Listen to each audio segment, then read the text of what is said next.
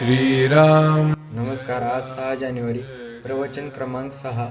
श्री ब्रह्मचैतन्य गोंदावलेकर महाराज सांगतात, नाम रूपाचा संबंध. नाव आणि रूप वेगळे नसून नाव हे पलीकडचे सत्य आहे. रूप बदलते, नष्ट होते, पण नाव हे टिकून राहते आणि सत्याकडे घेऊन जाते.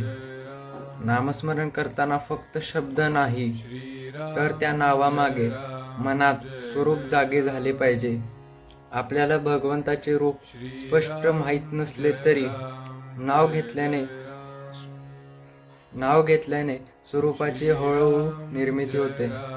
सर्व रूपे वेगळी दिसली तरी परमात्मा एकच आहे. म्हणून नाव हे परमात्म्याशी जोडणारे सर्वात सोपे साधन आहे. सगळी रूपे सेम दिसली तरी परमात्मा एकच आहे.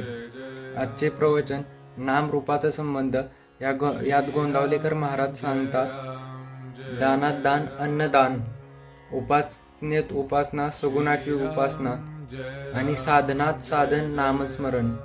जर व्हिडिओ आवडला असेल तर लाईक करा, शेअर करा आणि सबस्क्राईब करा.